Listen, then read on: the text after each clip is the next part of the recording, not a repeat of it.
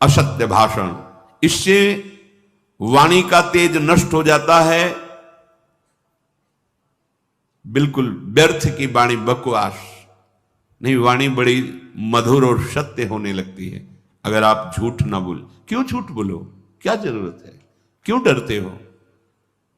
आप कहां से बात कर रहे हो? हम अमुक जगह से बात कर रहे हैं। आप खड़े पास में ही पास की गली में झूठ बोल रहे हो। क्यों क्यों व्यर्थ में झूठ बोला? क्यों हृदय को मलिन किया? हम यही हैं पर आपसे बात नहीं करेंगे, नहीं मिलेंगे आपसे, क्या है?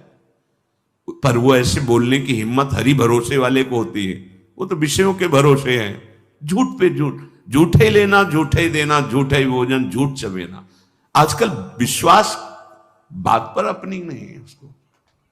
वो क्या बोल रहा है, अभी क्या बोल रहा है, क्षण में क्या बदल जाए, क्या बोल जाए, ये मनुष्य जीवन की भारी दुर्बलता है। अगर आप नाम चलाना चाहते हैं जिह्वा में, तो झूठ बोलने पर ध्यान दीजिए कि हम झूठ नहीं बोलेंगे। हम सत्यवादी तो नहीं हैं, पर हम झूठ भी नहीं बोलेंगे। सत्यवादी का भाव आने पर अहंकार आ सकता है, मैं सत्यवादी हूं पर मुझे झूठ नहीं बोलना। नहीं असत्य संपातक पुंजा, गोस्वामी तुलसीदास जी। झूठ बोलने के समान पाप नहीं है। क्यों? क्योंकि इसे हम पाप समझते नहीं, वो बढ़ता चला जाता है। वाणी अशुद्ध हो जाती है, निकृष्ट वाणी हो जाती है। अगर असत्य भाषण न बोले तो वाणी में तेज आ जाएगा, जो बोला जाएगा वो वैसे ही हो जाएगा। वाणी बहुत बड़ी सामर्थ्य है। पहले ब्रह्म ऋषियों से बड़े बड़े चक्रवर्ती सम्राट भी डरते थे। क्यों? क्योंकि उनके पास वाणी का वज्र होता था। प्रहार कर दिया तो अमोघ, बचने की ताकत नहीं है। जो मौन रहता है, उचित केवल भगवत वार्ता करता है, वाणी को संयम में रखता है, उसकी त्रिकाल सत्य वाणी हो जाएगी। देर थोड़ी लगती है। गौतम जी ने कहा कि तू पत्थर की तरह पड़ी रही, तुझे पता नहीं चला कि तेरा पति कौन है? वेश बदलने मात्र से तू राजी हो गई। तुझे मेरा स्पर्श पता नहीं, मेरे सानिध्य का तुझे पता नहीं। जा पाषाण हो जा। एक सेकंड में अहिल्या जी पाषाण हो। नारद जी ने नल को बना, जा वृक्ष योनि को प्राप्त हो, तत्काल शरीर गिरा। और जाकर पर कृपा है कि नंदालय में कृपा है कि भगवान श्री राम के पावन चरणों का स्पर्श, यह है कि मुनिन का क्रोधो मुक्ति दातार। वाणी में सामर्थ्य। असमर्थ हो रहे हो, झूठ क्यों बोलते हो? बस आप विचार, क्यों झूठ बोलते हो? क्या मिल जाता है तुम्हारा? तुम्हारे सोचते हो कि झूठ बोलकर हम बात बना लेंगे, ठीक है यहां बना लो। वो अपराध आपका आगे बिगाड़ देगा जाके ऐसी जगह जहां तुम्हारे बनाने की सामर्थ्य नहीं रह जाएगी। सत्य बोलो, मृदु बोलो, हितकर बोलो। ऐसा किया जी, गलती हो गई, आप दंड दें या क्षमा करें, ऐसा हो गया,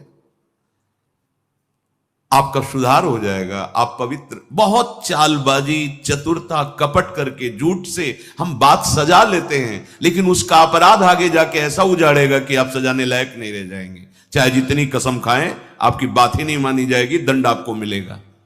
बहुत सावधानी की। जिसके अंदर असत्य भाषण है वो नाम जप नहीं कर सकता। अश्लील वचन बोलने वाला और झूठ बोलने वाला निरंतर नाम जपक नहीं हो सकता। नाम उसकी जिह्वा पे चलेगा ही नहीं, क्योंकि पापवंत कर सहज स्वभाव, भजन मूर्ति भाव न का। अगर आपका भजन बढ़े और भजन बचे और भजन पचे तो झूठ बोलना छोड़ो। किस बात के लिए झूठ बोलते हो? क्यों बोलते हो? कहते व्यापार में जरूरी है बोलना। कैसा व्यापार? अरे हम इतने की वस्तु लाए, इतने को बेचते हैं, तुम्हें लेना हो लो, नहीं तो ठीक है। हरि भरण पोषण करने वाले वो आएंगे तुम्हारे ग्राहक बनकर, क्योंकि तुम सत्य पे चल रहे हो तो सत्य तुम्हारा व्यापार बढ़ाएगा। अभी तुम असत्य से चल रहे हो तो तुम्हें लगता है कि हमने 500 रुपया मुनाफा कर लिया, पीछे आएगा 5 लाख का हिसाब। ऐसे रोग बढ़ेंगे, ऐसी समस्याएं आएंगी बेमतलब, ऐसे कि 5 लाख से ले जाए। जोड़ते रहो, झूठ बोल बोलकर पाप इकट्ठा करते रहो और दुख भोगते रहो। लास्ट समझो इस माया बंधन का। तो असत्य झूठ बोलना, उपासक तो सावधान ही रहे। क्यों झूठ बोलते हो? क्या कमा लोगे? क्या कमाने आए हो? नाम तो, झूठ बोलने वाली वाणी में नाम नहीं चलता। तुम झूठ बोलना देखना, तुम्हारा नाम चल रहा है क्या निरंतर? और अगर नाम चलने लगा तो डर लगेगा झूठ बोलने में, पाप करने में भयभीत हो जाओगे, कहीं ये नाम छूट गया तो अब वो आगे बढ़ जाएगा। 9वां, पर निंदा, दूसरे की निंदा। एक स्वभाव बनता जा रहा है लोगों का, समझ ही नहीं पा रहे कि हमसे पाप हो रहा है। जहां बैठे तो किसी की भी निंदा करना शुरू कर देते, चाहे वो साधु हो चाहे वो वैष्णव हो। तुम्हारी पार्थिव दृष्टि है, तुम साधु को कैसे पहचान सकते हो? चश्मा अगर काला लगा हुआ है तो तुम्हें सामने काली माई नजर आएगी। त्रिगुण माया का चश्मा लगाए हो तो तुम्हें त्रिगुणात्मिका माया ही दिखाई देगी, तुम्हें उसकी स्थिति नहीं, क्योंकि स्थिति प्रज्ञ को स्थिति प्रज्ञ ही जान सकता है। त्रिगुणातीत अवस्था को त्रिगुणातीत अवस्था का पहुंचा हुआ ही जान सकता है। तुम बाहरी दृश्य देखते हो और उसी को तुम निंदा करके गान करने लगते हो तो तुम्हारे सारे सुकृत नष्ट हो जाते हैं। पर निंदा के किए ते आवत नहीं कछु हाथ, मूर्ख पर्वत पाप को ले चल अपने साथ। वो मूर्ख दूसरे की निंदा करके उसके सारे पाप अपनी खोपड़ी पे ले लेता है, बोझा बना नरक को जाता है। और भक्तन निंदा अति बुरी भूल करे जिनको, किए सुकृत बहुत जन्म के छिन में डारे को। बहुत जन्मों के पुण्यों का एक क्षण में नाश हो जाता है भक्त निंदा करने वाले को। वाणी संभाल करके किसी की निंदा न निकलने पावे। जहां किसी की प्रशंसा हो रही होती है, कोई वर्णन करने लगे तो हमारे अंदर की मलिनता, हाँ ऐसा तो है पर वो ऐसा ऐसा लेकिन ऐसा, निंदा शुरू कर देते हैं। वो बहुत घातक है, बहुत हानिकारक है। जिसकी निंदा कर रहे हो उसके जितने पाप हैं वो तुम्हारे ऊपर आ रहे हैं, तुम्हारे सुकृत नष्ट हो रहे हैं। इसीलिए तो संत जनों ने कहा, स्वस्थ होकर दीर्घ काल तक हमारी निंदा करो, भगवान तुम्हारा मंगल करें। ये साधो निंदक मित्र हमारा, क्यों? जो हमें शारीरिक दंड भोगना था वो निंदा करके ले लिया।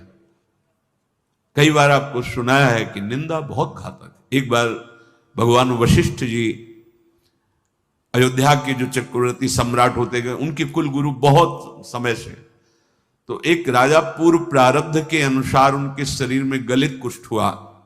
चक्रवर्ती सम्राट बलयुक्त सब थे पर पूरे शरीर में कुष्ठ ऐसा। अब वो पूरा ढक करके जाते सभा में बैठ, तो कहा गुरुदेव वशिष्ठ जी से कोई उपाय नहीं है, औषधि काम नहीं करती, आप सर्वज्ञ हैं, कोई उपाय है जिससे ये शरीर स्वस्थ हो जाए? हाँ एक उपाय है, पूरा नगर तुम्हारी निंदा करने लगे तो तुम्हारा शरीर स्वस्थ हो जाए। वो भगवान क्या करूं जिससे निंदा? बोले ऐसा करो, जो तुम्हारे बड़े भ्राता युद्ध में मारे गए, वीर गति को प्राप्त हुए, उनकी जो पत्नी है, तो तुम रात्रि के 8 से 10 बजे तक उनके महल में नित्य जाओ और उन्हें भगवान का पावन चरित्र सुनाओ और बस चले आओ। अब वो वहां जाते, 2 घंटे भगवान की चर्चा सुनाते, फिर प्रणाम करके आ जाते। धीरे धीरे बात फैलने लगी, कितना नीच प्रवृत्ति का है कि मां के समान बड़े भ्राता की बहू को भी नहीं छोड़ा। रोज रात्रि में राजा 8 से 10 बजे तक जा, पूरा नगर निंदा। अब धीरे धीरे हाथ शरीर सबका वो कुष्ठ गायब होता चला गया। अब तो इतनी निंदा उनकी कि जहां से वो निकलते वहां, अरे राजा बनने लायक है, ऐसे ऐसे। वशिष्ठ जी का प्रभु अब सहन नहीं होता, बोले सब निकल गया है, बस शांत रहो, चेहरे का रह गया, 2-4 दिन 10 दिन और सह लो, और सहा तो बस चेहरे का भी खत्म, नाक पे केवल रह गया। तो उनका भगवान अभी नाक पे, बोले ये नहीं जाएगा। बोले क्यों? क्योंकि हम हैं अयोध्या में, हम भी हैं, हम तुम्हारी निंदा करेंगे नहीं, इतना सहना पड़ेगा। समझ लो, तुम जिसकी निंदा करते हो उसके पाप अपने ऊपर ले रहे हो। काहे को?